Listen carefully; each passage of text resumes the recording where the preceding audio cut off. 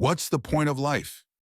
Not the life we consume in passing headlines and hurried mornings, not the purpose someone told you, not the checklist of goals, careers, or milestones, but the point, the pulse beneath the surface, the quiet reason your heart keeps beating, even when nothing makes sense.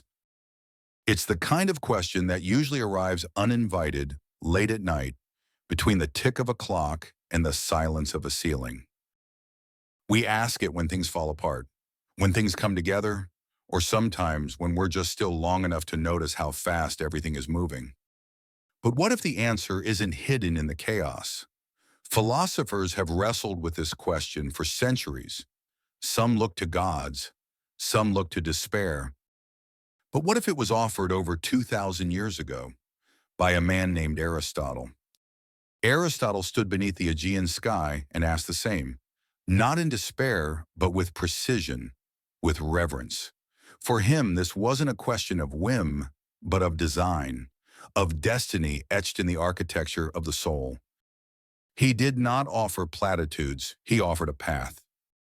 Unlike the mystics who searched the stars or the prophets who looked to the heavens, Aristotle looked right here. He watched, he listened, he studied bees, friendships, tragedies, and the way shadows moved at sunset. He saw that nothing in nature was random. A seed becomes a tree, a cub becomes a lion, a human becomes what? He believed life wasn't about escaping the world. It was about understanding it, and he asked, what makes a life good? Aristotle believed we are not born complete. We are born unfinished, but not aimless. To Aristotle, the universe pulsed with purpose. Every being, every leaf, every star moved toward its telos, its final cause, its reason for being.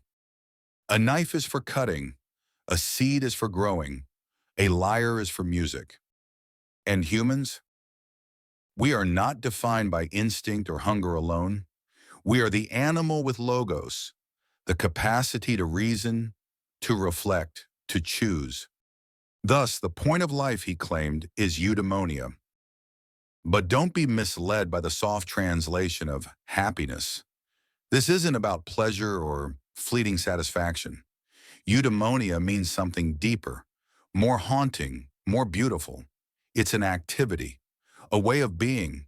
It is the soul in bloom, the music of a life played in tune with its highest possibilities.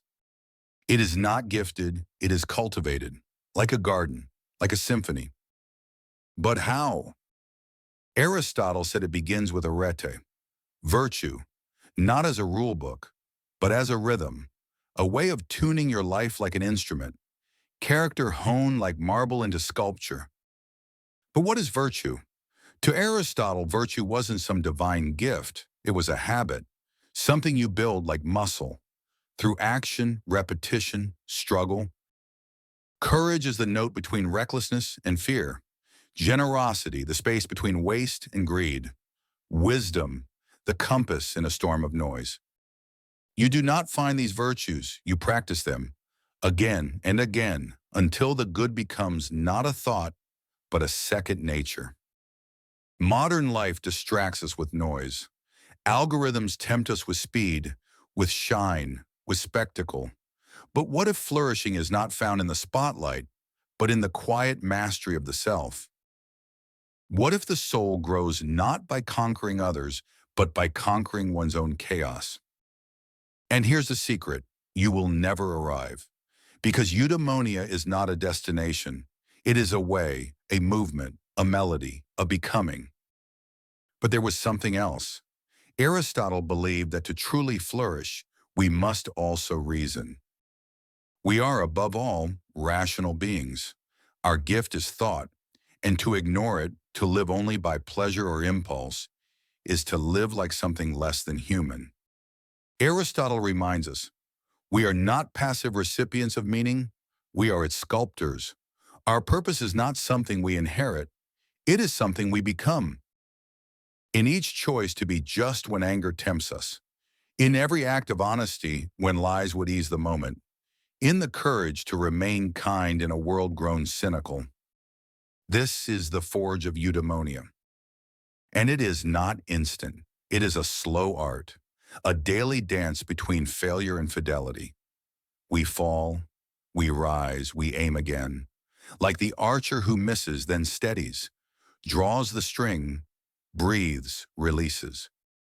Until the act becomes a way of being, until the self becomes the answer. So what's the point of life? According to Aristotle, it is not to feel good.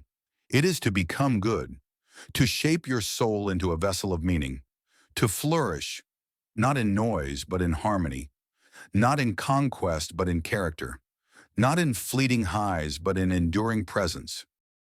We are not angels, not beasts.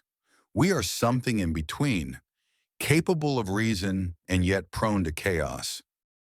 Aristotle didn't ask us to be perfect. He asked us to strive, to turn our lives into a craft. And in doing so, we become the kind of people who no longer ask, what is the point of life? Because we are living the answer. The point of life is not to escape the world. It is to meet it, shape it, rise within it, with reason as your compass and virtue as your path. We are not here to be perfect. We are here to become. And in the becoming, perhaps, we bloom. Just as Aristotle imagined. If this stirred something in you, subscribe for more philosophical reflections. Let's journey together, not just to think more, but to be more. Until next time, keep asking, keep seeking, and remember, the journey toward meaning is the meaning itself.